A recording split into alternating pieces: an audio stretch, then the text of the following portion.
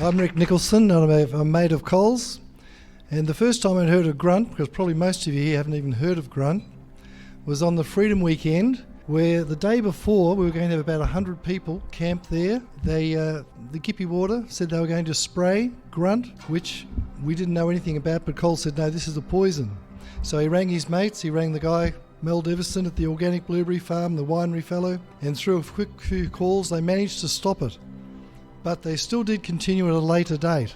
So we started to do some investigation of what Grunt was, because I'd never heard of it. And if we can have a look at the safety sheet, you can see here right from the start it says to not to be used near waterways, dams or anything sewers. We can see these are the things advising not to use it.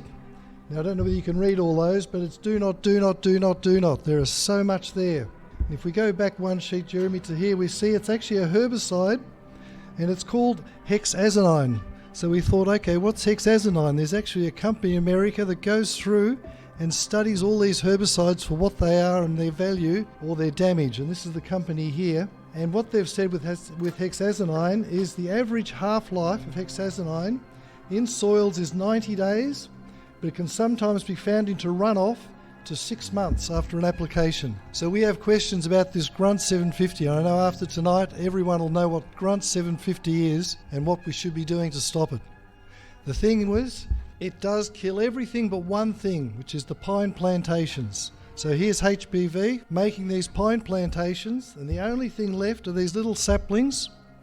But we have the wild deer coming in there, we have kangaroos, we have all sorts of animals looking for food, and that's their only food they've got in this area. And what do we do with that? That's another question. I'll hand you over to Max. Hi guys, Max Hill's my name.